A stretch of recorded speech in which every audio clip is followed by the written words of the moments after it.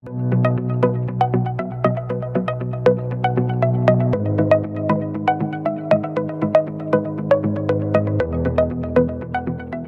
welcome to Jolty. Today we're going to be talking about Unanimous AI, two founders of the company, and they've taken the principles of nature, which are when birds and bees operate in swarms, they're more effective and succeed at a higher level than they could if it was just one poor little bee or one poor little bird. And then they're going to explain how they can take that model of swarm intelligence, apply it to human decision making, and make us all smarter and more congenial and more effective. And that's what they're going to share. And it's really, really interesting. I can't wait. So Louis Rosenberg, he's a PhD CEO and chief scientist, and David, they have something really interesting here, I think. I don't know. Like this swarm thing, like what you wrote about in Dictionary of the Future. Like talk about that. Well, you look in the natural world, and I'm sure they'll share more than I can. You look in the natural world at ant behavior, let's say, and how collectively they're more intelligent than any one ant, and they coordinate their behavior and they accomplish great tasks by swarm intelligence. And the theory is if we could look at what's happening in the natural world and apply that to the way humans interact and humans make decisions and humans solve problems, that we could be much more effective than we are now. And since we're not effective at all now, that would be a big improvement. Yeah. So what they say they do, or the way I understood it, is you know how nobody can agree on anything in companies and nothing ever goes forward? What they do is kind of they have this unanimous way of, I should say anonymous way to figure out and like what who feels the most for a particular idea. That's what they're going to explain to us. Right. Let's find out, because the people who have a passion may not necessarily be the people who are thinking about it in the best possible way. Oh, they could just like it. Exactly. You're right. It doesn't have intelligence to it.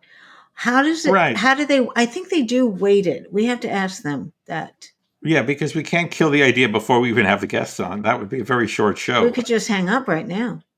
I don't think it's Yeah, going to work. we could hang out and hang up.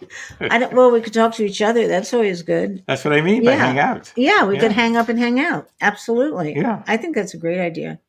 Yeah, we have to just make sure that opinionated people aren't the loudest. Well, that's what they say this does. And also that you don't just vote with the highest rank of officer, you know?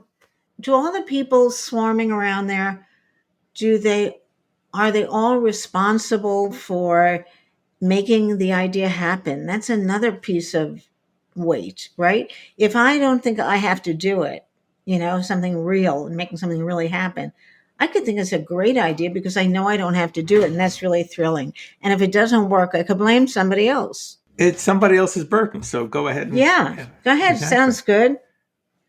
Exactly. That's And plus, when you walk into a meeting and you see a lot of people swarming around, don't you want to leave immediately? but you don't see them. They're swarming on this screen.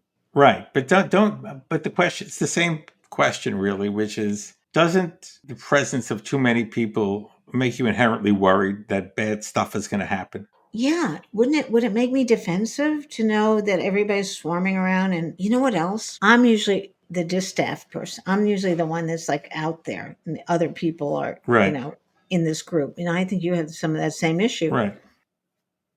When you see it on the screen, your little horseshoe is way out there. I don't know. I think that they have ways that you break and then they try to convince you maybe, but you automatically, or most people anyway, want to go where the group is. Right, social proof. So I think Yeah, this is this is all about how do you allow the outliers to and the people who think creatively not to be crushed when that's what happens in the world most of the time, and how do you not let groupthink end up, telling NASA to launch the Challenger when you know you shouldn't, whatever yeah. crashed. I think it was a Challenger, right? So Yeah. it's a difficult balance, I think. It's interesting because it takes the the hierarchy out of, you know, I voting for an idea. It does take that out. You don't know who the But chairman is. what does it replace it with then? Equal idea ness.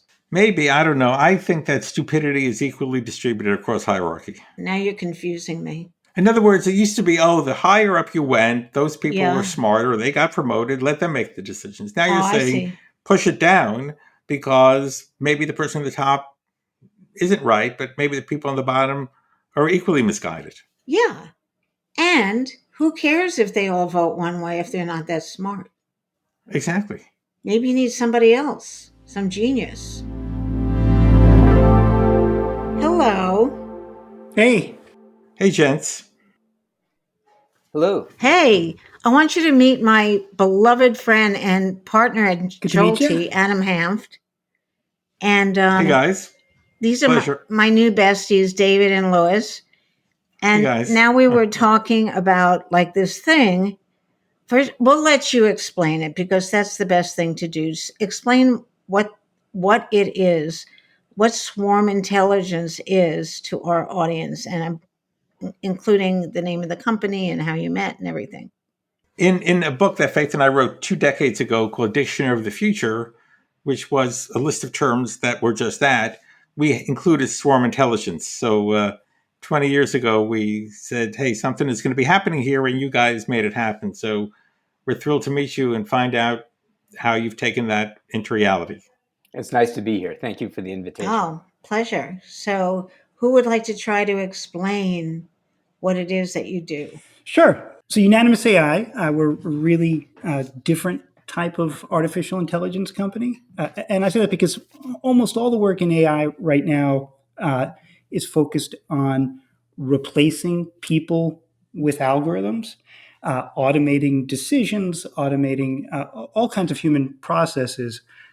What we do is actually the opposite use of AI. We use AI to connect groups of people together and amplify their combined knowledge and wisdom and insight and intuition and make groups of people smarter. And lots of really significant benefits. One of the most important is that we keep humans in the loop. At Unanimous AI, we like to say people are smart, and it's too early to get rid of them, but we can use AI to make us smarter. And our technology is called Swarm AI, and it's called Swarm AI because it's was developed based on the biological principle of swarm intelligence. And so, swarm intelligence is nature's method for enabling large groups to make good decisions that are smarter than any individual member could make on their own. And it's the reason why birds flock and fish school and bees swarm. They are significantly smarter together, and and they don't follow processes the way we humans do it. You know, we humans live in very large groups, and we do make a good attempt to try to harness the intelligence of groups. We typically do it by taking votes or polls or surveys. Some people refer to that as the wisdom of crowds, and it works. Crowds get a little bit smarter when you take a vote or a poll or a survey. But we really went and 8 years ago looked at, well, how does nature do this? Nature does not take votes or polls. There's no survey monkey in nature. Nature forms real-time systems. Forms real-time systems with feedback loops that allow the group to push and pull on each other as a system and converge on decisions together in real time.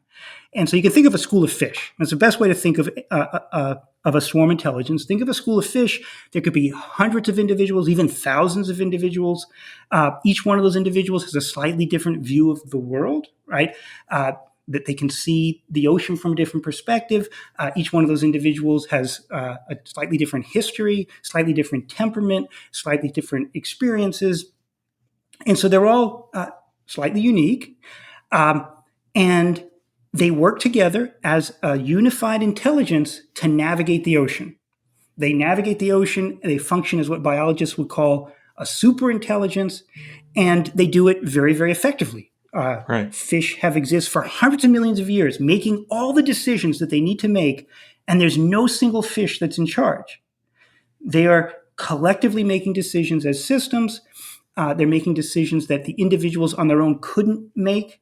They're smarter. And so, 8 years ago, when we founded Unanimous AI, we said, well, if this process, this biological process of swarm intelligence, can make birds and bees and fish smarter, maybe it would work for people. And so we developed the interfaces and the algorithms that allow us to have groups of people that could be anywhere in the world. They log into our platform called Swarm, and they can work together in a way that visually looks a lot like a school of fish, but they can make predictions and forecasts and estimations and prioritizations. And it turns out that it works. It turns out that groups of people become significantly smarter when they work together as a swarm intelligence, as compared to if they were just sitting around arguing about the answer, and or if they took a vote or a poll or a survey or used a traditional method for combining insights. And so we can talk about lots of the proof of how it works, and we've partnered with lots of major universities to run formal studies. But at the end of the day, what was the biggest insight for us is that this biological process actually works for people, and people like doing it. So let me ask a question, if I may, which is the birds that are flying across the country or the fish that are swimming across the ocean have evolved, evolutionary biology to accomplish that task. So they sort of sacrifice they've adapted to sacrifice their originality in pursuit of a group benefit, right? It's sort of like the kinship argument. But in the case of individuals, the task may not be analogous to swimming across the ocean. The task may, in fact, be such that you don't want all the individuals to align, because it means that the person who has the better solution might not succeed in making that argument because of the group. So how does that work? So I would say that is actually an ethnocentric bias of a human perspective that is actually not even true. And I say that because we humans evolved to be, we're tribal organisms. We evolved to live in groups of 20 to 30 individuals. We are very well equipped for making group decisions in small groups like that. And we this idea of kind of the lone genius is really more of a myth in terms of its impact on society. But there is a leader of the hunting pack that helps the rest of the hunting packs survive. Well, so there are a small group of 20 to 30 people does have a leader in a tribal structure. And if we still lived in tribes, we would evolutionarily be very good at making decisions that are best for the tribe. But we now live in a world where instead of our world being influenced by 30 people, it's influenced by billions of people. And we did not evolve for that. We did not evolve to live in a country of hundreds of millions of people that is trying to make decisions that are good for the whole group. We didn't even evolve to run a company of 3,000 people that are trying to make decisions that are good for the group. And so we can look to natural biological systems that actually did evolve to function in very large groups. A honeybee swarm has about 10,000 members. They don't use all 10,000 members to make decisions, but they use a few hundred, and they form systems, and they make very, very good decisions. And so we're really not saying that the individuals lose their ability to have creative ideas and produce creative artifacts. Like that's not at all what a swarm intelligence is. A swarm intelligence is really a way for a diverse group that has lots of different ideas and opinions and perspectives and different expertise to actually come together and reach the best decision they can. So it's actually honoring their unique perspectives. And in fact, what we find is that the swarm intelligence that is the most powerful is one where the group has the most diversity of ideas. If you have a group of people where all their ideas are the same, a swarm intelligence is not going to make them smarter, right? A swarm intelligence is going to say, I've got a group of people that have very, that bring different levels of expertise, different levels of background, and I'm going to combine their knowledge and wisdom and insight in an optimal way to reach the best decision that group could have reached. And Louis, if I can interject there, Adam, it sounds like you're also trying to point us a little bit to the concerns that lots of people have about so-called groupthink. Right. That there is people who just follow the herd, right? And I think this actually, following on from what Louis was talking about in terms of the swarm intelligence and where we've taken these our inspirations from different biological principles, there's also very different perspectives between the herding mentality, right, that is typically associated with groupthink, where you have right, one leader that ran out in front and the rest of the sheep follow along, right. and swarms, where, and I personally am a beekeeper, right? And so Louis I talks saw about that. the fish, I saw the that. schools of fish. To me, it's all about the swarms of honeybees, right? And so when as Louis is talking about how a swarm of honeybees is making its decisions, it's very much in a much more symmetrical, much more of a real-time decision making, which actually, and through our technology, we're able to bring that interface to this much more symmetrical interface to apply to how the groups work together. And what that does is it helps cut down, it helps reduce any of that kind of a leader runs out in front and then people just who don't care very much. I mean, that's the other thing within a herd mentality is really what we're saying is that there's a group of people who haven't given it a lot of thought, who are willing to simply just go with the flow and go with the group.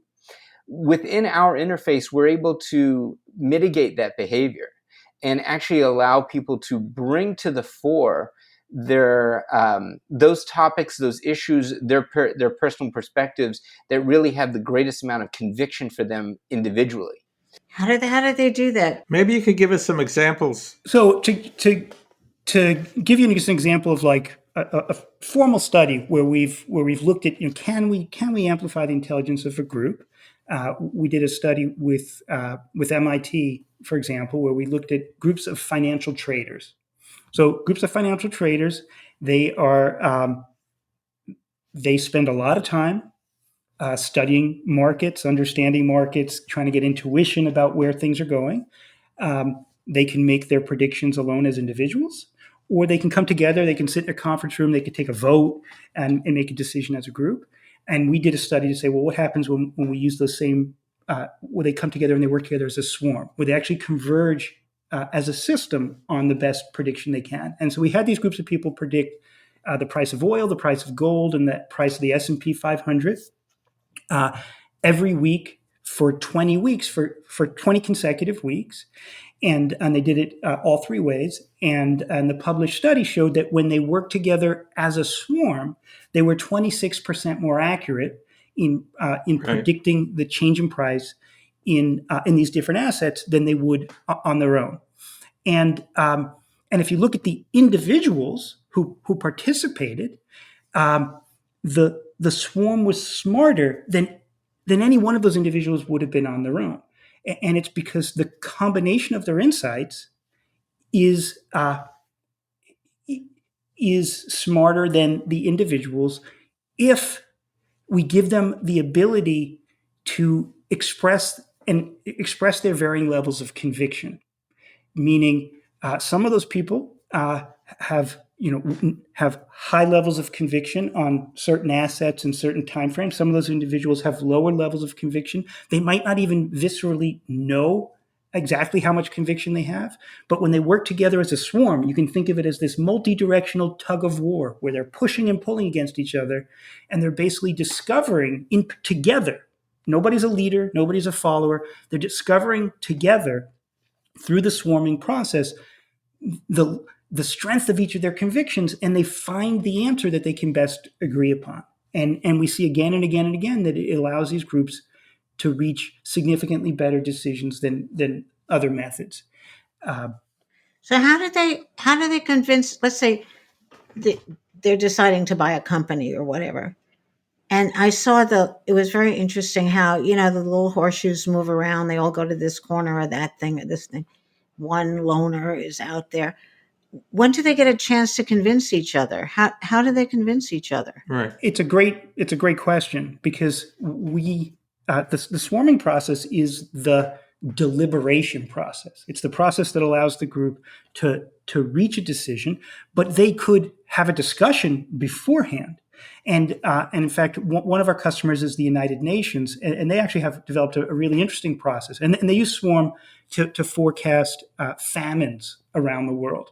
And so they have a group of experts. Those experts are on 20 different nations. They each have different levels of expertise. Some may be experts in climate, some experts in the economy, some experts in the politics. And they're going to come together and they're going to say, what's the probability that there's going to be famine in Malawi in the next 18 months? Well, what the process that they came up with for using Swarm was to first ask the group, what's the probability that there'll be a famine in Malawi in the next 18 months? The group will converge on an answer, 65%, and then they'll have a conversation about it. Then they'll sit around and they'll somebody will say, well, did you consider this climate condition or this political condition or this economic condition? They'll have that conversation, and then after that conversation, they'll do it again. And it's that second answer that will be potentially the accurate forecast of whether or not of the probability of a famine. And so the point is definitely want to be able to surface everybody's different perspectives. That people are very good at that. Well, the thing that people are bad at is, what do you do with all these different perspectives? How do you synthesize these different perspectives and different levels of conviction into a single answer? And nature shows us how to do that. That's what swarms Well, do. when they're arguing, amongst themselves, do they know the other people, right? They may. Not necessarily. Wait, no? Yes? Well, so it depends on the team. So when you are applying Swarm within a business setting and you have a business team that's working together, say an executive committee, it could be a programming team, it could be, it could be any team or organization within a business. Sure, they may know each other, and just like we are, they may have regular meetings at which point they have talked about the issues. They might have actually, in fact, that whole deliberation, or rather the discussion and debate, Right. that could be taking over courses of days or weeks, over email. It could be happening, or it could happen in the first 5 minutes of their weekly meeting. But so they have plenty of opportunity to talk through the ideas.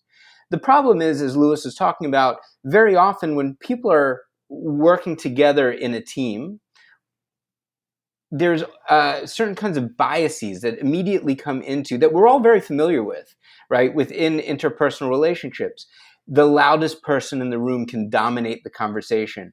The authority figure, right? So maybe the boss states a position and everybody feels compelled or is fearful not to go along with that position.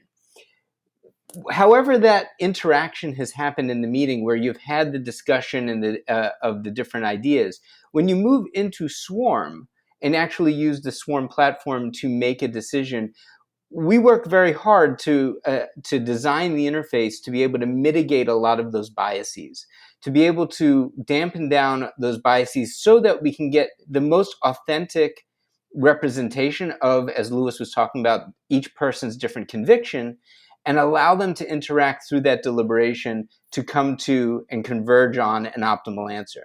And I should just mention, that deliberation process in Swarm is very, very quick. It's very efficient.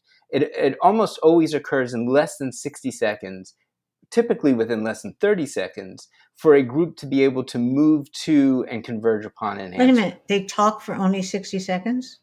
No, they go through the deliberation for 60 seconds. They use Swarm to come to their answer, but their discussion about the issue could take as long as it takes, right?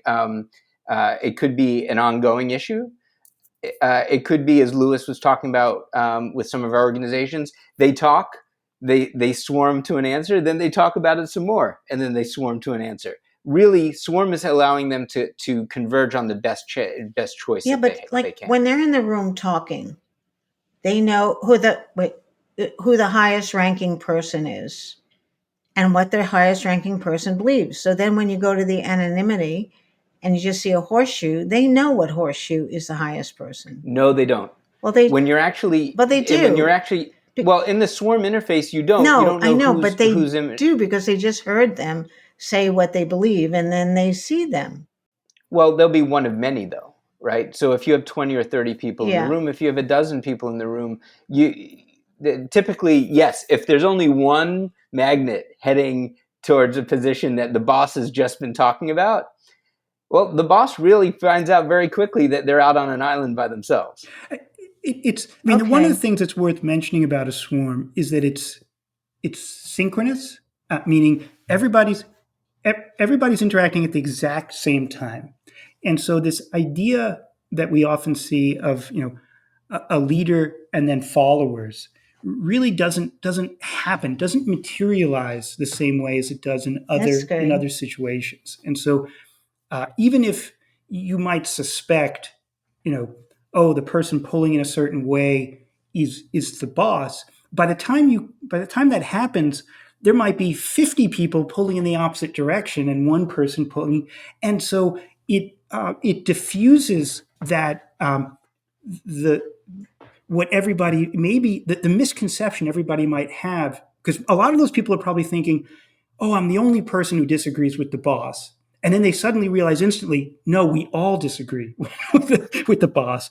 No, I could see where that would be liberating. But so take three decisions, one good one and two disastrous ones. So I don't know if you ever listened to the Cuban Missile Crisis tapes, which are really fascinating. So Kennedy basically overruled. It was a good discussion. He overruled everybody, including his brother, and basically said, "We're going to make the deal with the Russians, etc." Two disastrous decisions: um, weapons of mass destruction, no. The loss of the loss of the Challenger because of the O-ring, and they overruled the scientists. So, in those cases, how would swarm intelligence have validated Kennedy's decision and invalidated the other two decisions? Yeah. So it's if you look at, say, the O-ring disaster, what we're really talking about is a massive organization and the problem of hierarchy, which is the people who actually know the facts are hidden down in a hierarchy, and they're getting overruled by people up the chain, and we see that happen. I mean, that's a really common problem. Uh, it, what's interesting about a swarm is that it's flat instead of hierarchical. And again, it's interesting that after hundreds of millions of years of evolution, that's how nature evolved decision making. It didn't. It could. I mean, it could have evolved these hierarchies for decisions the way we humans do it. It didn't. Likely because it's a flat decision making process allows uh, allows the individuals who actually are closest to the facts on the ground to provide useful input. And so that's how we could look at the problem of, say, the Challenger disaster. The Cuban Missile Crisis is really pretty different, where um, I mean, that's a situation where you have a lot of everybody's in the dark, right? Like nobody has full information, um, and it's really about speculation and intuition. Uh, and there, we're seeing that. It's more about game theory, I think. Like if we do this, they'll do that. So absolutely, and it had the group, for example, taken a vote, Kennedy probably would have been overruled and maybe would have made a bad Right. decision. Um, Instead, he made a good decision. What would have happened if they worked together as in a swarm? We will never know. But what's really interesting about a swarm is that um, very often the minority opinion, an opinion of a smaller subset, can overcome a majority opinion if the minority group has a really strong conviction, really a good reason to believe that in their perspective, whereas very often the majority is kind of ambivalent, and the only strength that they get out of their prediction or out of their position is that there's a lot of other people who agree with it, right? And so this idea that the most popular answer and the best answer are usually not the same. Like that's where swarm intelligence actually works really well. It allows the best answer to It's overcome the interesting. most It popular reminds answer. me of 12 Angry Men. I want to ask you about Yes. ChatGPT as a form of swarm intelligence. I mean, that is based on, a language model that is everything that we know before. What is it, 2021? Something like that. Is that swarmy in a way? So I'd say it's related in that I think it's interesting to look at, say, ChatGPT or generative art systems as, quote, Yeah. a collective intelligence, because that's really what it is. And it's in a lot of sense, it's, people refer to it as, this artificial intelligence that's creating a piece of artwork or creating a paragraph. What it's really doing is it's taking, billions of artifacts from humanity, like all these things that we humans created, uh, grinding it up, and then you know creating a new combination of those things. So it is absolutely reflecting the intelligence, the collective intelligence of humanity. It is an expression of humanity. In some sense, it is kind of the lowest common denominator of humanity, because it's putting out the most generic paragraph that would have been created from all of the information. It's not going to create something new and original. It's going to create Right. the most, but it is creating something very human. And I don't think it's that generic. I mean, when that bot said, you were so bored on Valentine's Day. oh, absolutely generic. I can get so that bot obviously trained on Okay, tell me. billions of documents. I'm sure it trained some of its information included Movies, scripts. probably thousands of romance novels, right? Thousands of romance novels, Right. and the most. I know, but then maybe most people's brains are generic because it comes from our experience and what we see and what we hear, and then we spit out. But in a sense, maybe Patterns. that's absolutely so. What that says about us humans, maybe we're not any better. But the two things we know about ChatGPT is if it had been trained on a different planet with organisms that weren't humans, it would create really different content. So it's creating content that is very much human, and it is taking all of these artifacts that we created, and it's saying, and it's basically saying, oh, we're in a conversation. And again, that New York Times piece, we're in a conversation. I'm a Chat GPT, and we're talking about love, and the Chat GPT is trying to convince the reporter to fall in love, and so it's wife. taking the most generic tropes that is just built into all of this content about Right. oh, you don't love your wife, oh, what did you do on Valentine's Day, and so it's really holding a mirror to humanity that is really interesting, but it's fooling people into thinking that it is smarter than it is. Hopefully at some point it will make people realize, oh, like humans are pretty amazing, because when you look at the art that say a generative piece of art creates, a generative AI system creates, it's remarkable artwork, and it's that remarkable artwork is a reflection of the collective works of humanity. Humanity has created this amazing portfolio that can be then abstracted down to create original pieces in the style of humanity. So how will I know when it's not generic? I mean, it passed the Turing test. I just what does it have to say to convince you? Does it have to create a new formula maybe? Well, but then you say that's a whole bunch of people. It passed the Turing together. test, but the Turing test is a silly test, right? The Turing test. Okay. I mean, okay, let that go. Forget it. Forget It's that. not. Okay. Yeah, it's not. It's not sentient. Addie. Yeah. No, wait a minute. It's not sentient for a machine. It's machine Somebody was writing something I thought was so brilliant that we have to. It's not human. It might be something better. I mean, it is not human, and it's also it's not sentient either. In fact, it doesn't know what it's creating, so it can write a paragraph. It doesn't.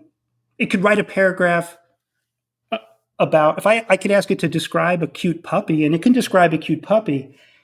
If anybody can convince me that it actually,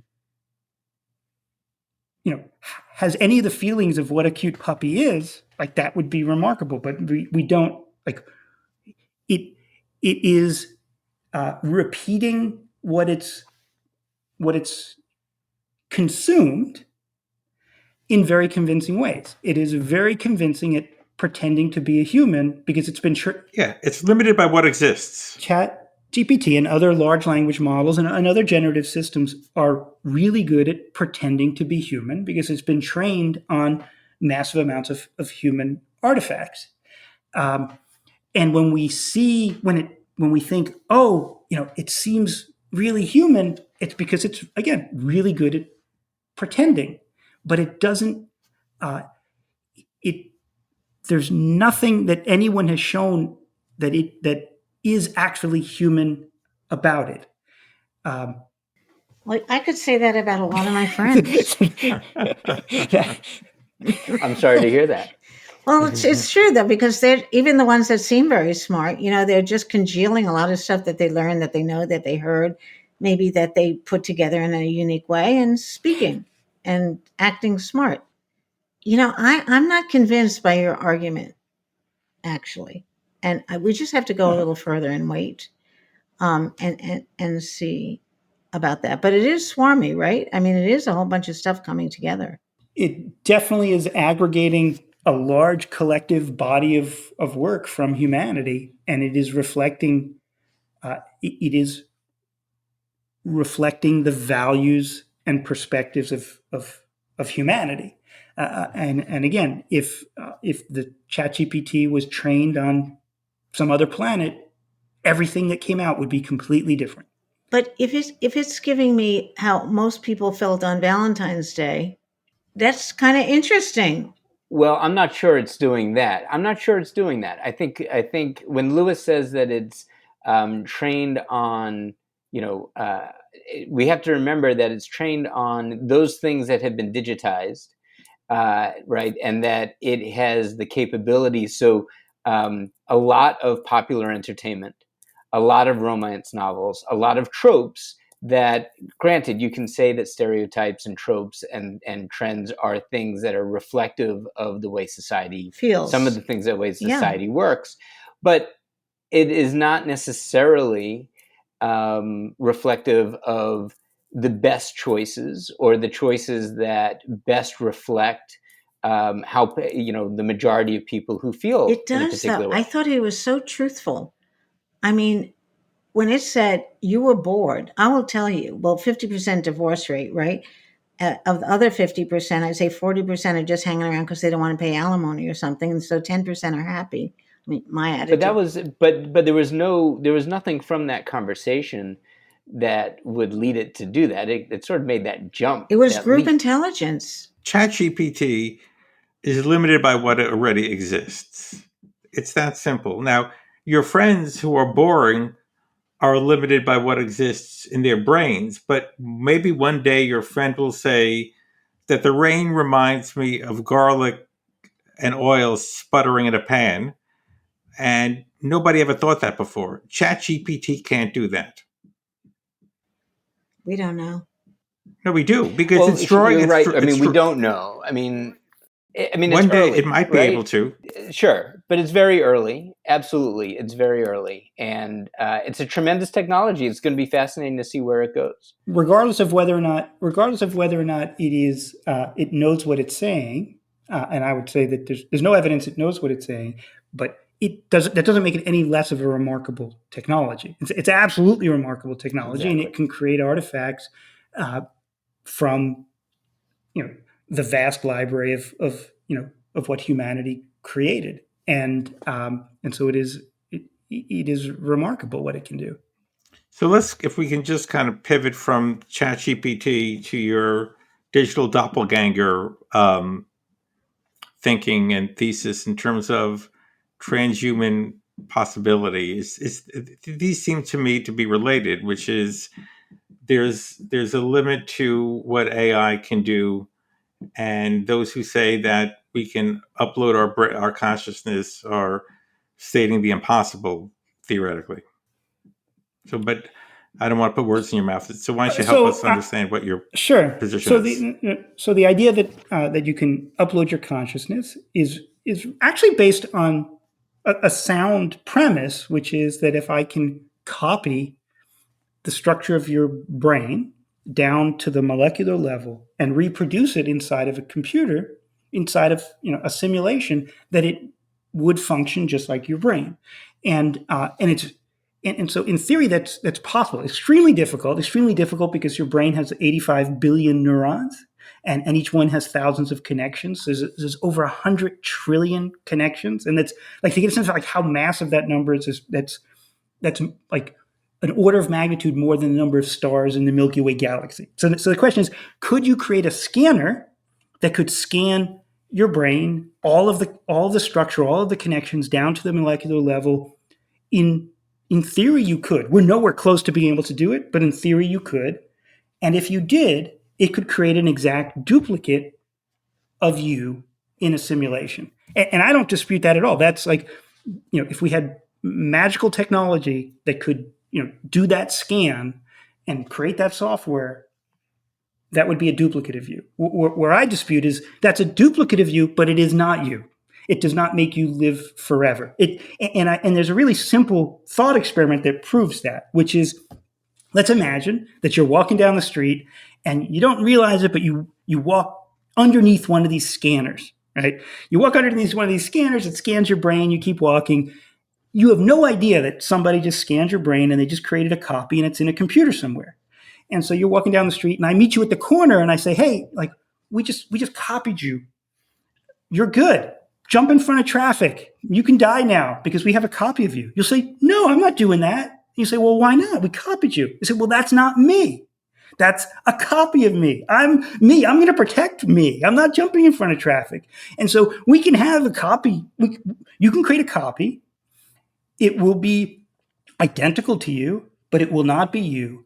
And it would not make you feel like you're going to live forever. If you fall off a cliff, you will feel like you fell off a cliff and died. And this other copy would exist. Now, the more interesting thing is if they both exist, if we have the ability to create this copy, you both will feel like you're you. You would both claim the identity. You'd say, I'm the real Louis Rosenberg. And the other one would say that it's the real Louis Rosenberg. And we would argue about who is married to my spouse and whose kids they are, because we would both have the same memories and the same experiences, and we would feel like we were both had just as much right to our name and our profession and our family. And so it would be, if people think of, if you could create a copy of yourself, it would be the greatest thing ever. It would be the worst thing ever. You just created a competitor for your identity that thinks it's you, and you can't outsmart. It's exactly as smart as you. And so it's a really bad situation. I don't think it's bad, because if you want, like, let's say, did somebody ever die that you liked? Yes. Right? So there you could go back and have the most delightful conversation, let's say, with that copy. And can that copy still learn? Absolutely. It would potentially be identical. I think it's so for this idea of digital afterlife, yes, for the people who are left, if somebody died and somebody had a copy, for the people who are left around, they would definitely appreciate having that copy, and they couldn't tell the difference, right? So I wouldn't call it a copy. I'd call it daddy. You probably would, because from your perspective, it would be identical.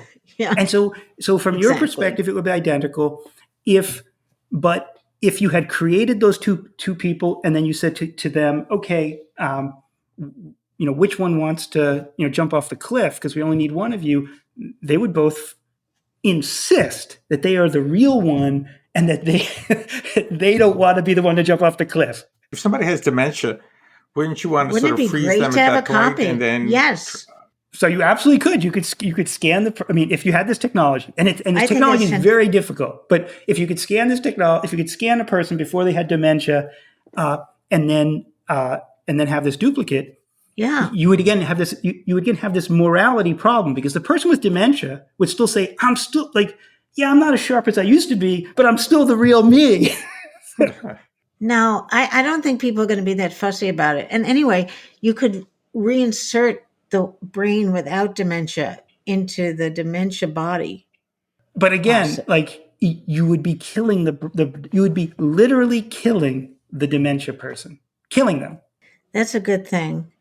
So I wanted to ask you this question. I'm trying to, which is a lovely question, which is in times of intense polarization, hatred, really, can the hive mind or your beautiful hive philosophy and technology bring people together in a conscious way? I mean, I don't want, could Putin sit down, could the Ukraine and Russia sit down together? So it's a really interesting question, and it's one that we think about a lot, and we've done studies on, which is, most of the research we do shows that a swarm intelligence allows groups to make smarter decisions. But what we also found is that it also allows groups to make wiser decisions, and make wiser decisions where they actually can reach decisions that are better for the group as a whole, because they are thinking of themselves as part of a community. If I give a group of people a survey, they will very much. I'm basically telling them, okay, you're an individual data point. Give me your perspective as an individual data point, and that's what they'll give you. But when they're a swarm, they're part of this system that's trying to reach the best decision possible, and they will converge on decisions that are very often best for the group as a whole. We did a study around something called the tragedy of the commons moral philosophy. And so the tragedy of the commons is this idea that, as individuals, we make pretty moral decisions, but as groups, we very often make immoral decisions. And so it's called tragedy of the commons because if it's a common pasture land and we all say, hey, we all have to just graze our cattle just a little bit or we'll destroy the land, turns out it's very hard to get a group of people to do that. They'll all graze and destroy the land. And there was a really brilliant professor who came up with an experiment that proved this to classrooms. And it was just an extra credit question on a test. And the extra credit question said, if just tell me how many points of extra credit you want. You can have 3 points of extra credit or 10 points. But if more than 30% of the class asks for 10 points, nobody gets extra credit. And so everybody's sitting there saying, well, should I ask for 3 points or 10 points? And they say, well, everybody's going to think that they're going to do 3 points, so I might as well get the 10 points. And it turns out classes almost never pass that test because more than 30% ask for 10 points because they have a very hard time making the selfless decision of, Right. they're all thinking, I don't want to be the sucker who asks for 3 points when that guy sitting next to me, I know he's going to ask for 10. But we did this experiment with swarms. And swarms, they're answering in real time, and they almost always passed the tragedy of the commons experiment. They almost always converged on 3 points because they feel. It sounds like an Ariely experiment. So they feel like they're part of a community, and they converge on answers that are best for the group. And we do believe, and we've done experiments in political contexts, and we think it holds true, which is that a swarm intelligence is a better way for a group to reach decisions. And again, it goes back to nature. Like this came from biology. And one of the interesting things is that you will never see a school of fish where two factions entrench and can't agree. You'll never see a school of fish that just can't get along and will break into two schools. You'll never see a school of fish acting the way we humans do when we try to reach decisions in groups and we stagnate. Because and the thing is, I bet that they did do those things over millions of years, and all those methods died out, and the schools of fish and the evolution created this method where groups can actually find answers that are the best that they can agree upon. And so the thing that I personally worry about is that so much of human decision making on a large scale, on the scale of countries, is based on polling. Right? We poll these groups, We get the sentiment of a population, and then decisions get made. And the problem with polling is that it's polarizing. That's what polls do. They show you how groups disagree, and they actually reinforce those disagreements because we play the polls on television. And so what we've created a process that segments groups, it forces them to entrench and makes it worse and worse and worse. Whereas nature came up with a system that instead of highlighting the differences in groups, actually highlights the commonality and allows the groups to find the answer that the population can best agree upon. And it's called a swarm, and it works, and it would help us humans make better decisions too. Would you say that ranked choice voting is swarm intelligence?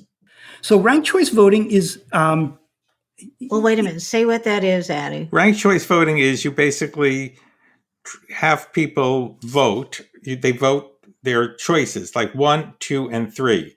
So you're forced to decide if your first choice doesn't win, then who's your second, who's your third. And then when you look broadly at the population, the people who nobody can agree on get dropped off. Then you allocate the votes around the ranked choice to find the winner. So a ranked choice voting is a better process than traditional voting because it is capturing more conviction, more sentiment in this stepped process. What a swarm is you could imagine that a group is doing ranked choice voting every 200 milliseconds, 1,000 times, in real time, and pushing and pulling and finding that answer. That's really what a swarm is. It is the evolutionary progression of ranked choice voting to a fluid natural system that finds the best answer. I think what you're saying is gorgeous, and I'm sure Unanimous AI is going to do brilliantly and is doing brilliantly. How old is the company?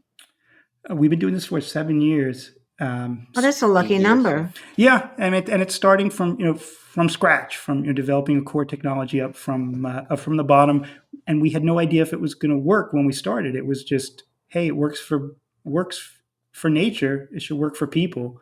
Well, you have a lot of courage. And the other thing that was surprising is that we didn't know if it would work, and we also didn't know if people would like to do it. Right? Like even if it worked, but people thought it was boring, it would be useless. But it's the opposite. People actually really like to do it because we are tribal species. We actually want to be connected, and a swarm really does connect people. Whereas most of these digital processes, like taking a poll, makes people feel isolated. It makes people feel like they're separated. It's beautiful. I think you got to get the world together in a big swarm. I could see the joy of it, as you put it, because you feel like you're part of something larger. It's like listening to music. Yeah, it is, and it's because there's a rhythm to it. If like an orchestra that's playing together feels like they're doing something together, and we get the same thing when people are in a swarm. They feel like they were part of a group, and even if the group reached an answer that was really very different than that they started with, they feel like they were part of it. And so we see that groups have more buy-in to an answer when they swarm as opposed to, say, taking a survey. In fact, if you give a group, a company-wide survey, most people will just be angry because they'll feel like, yeah, I put my answer into a survey and they didn't care. They did something else. But if you give that same group a swarm, have the group swarm, they will experience the process of reaching that answer and they'll feel like they were part of it and they'll have more buy-in. If you think there are people in the swarm, if you're let's say the head person, that aren't really very smart or haven't performed very well, would you remove them from the swarm? So it's a really interesting question because what makes somebody a good swarmer, right? In it turns out expertise is important, but it's not just expertise. We call it being well calibrated. Being well calibrated means somebody who knows what they know and knows what they don't know. So somebody who has less expertise but knows the limits of their expertise is actually a pretty good participant. And we do a lot of sessions with people who are just people, regular people, sports fans. Every year we predict the Oscars, and we'll just bring 50 people together who are just movie fans. And every year they will outperform the New York Times, the LA Times, Vanity Fair, Variety, people, the movie critics. And it's interesting. We did a study with Marist University looking at sports writers. We said, what's it if we have a swarm of sports writers versus a swarm of just regular sports fans? Who's better? Turns out sports fans are much better, and why is that? Well, we don't. Our speculation is that if you're a sports writer, you've trained yourself to always write the unusual thing that's going to happen. Because if you're always just saying the obvious, nobody's going to read what you wrote about. And so sometimes expertise isn't really what you think it is. Whereas the sports fan, the sports fan actually has a more honest perspective. Is the swarm model similar to the betting market? It is and it isn't. So betting markets and other markets are a form of collective intelligence, and we often compare swarm to these different markets, and we see swarm outperform again and again and again. Swarm will outperform betting, large Vegas betting markets for, say, predicting football, and will outperform financial markets. And the question is why? And the thing about a financial market is that it's a synchronous, it's a sequential process instead of a synchronous process. And so what happens is there's a transaction, and then that transaction is followed by another transaction. And what you end up with is what's called momentum, meaning each person's transaction influences the next person's transaction, influences the next person's transaction. And so markets tend to overestimate and then correct, overestimate and then correct, because it's sequential. A swarm is parallel. And so the swarm will just converge right on the right answer directly. So what does your swarm think about crypto? Well, depends on the minute. It depends on the minute. We actually have a group of a swarm that predicts the crypto market 3 times a week. Every week we're doing it for months and months, and it's very, very accurate. But its accuracy and what is it predicting? Well, its accuracy is only within 48 hours. It turns out that within a 48-hour window, it's very accurate predicting the changes of Bitcoin and Ethereum.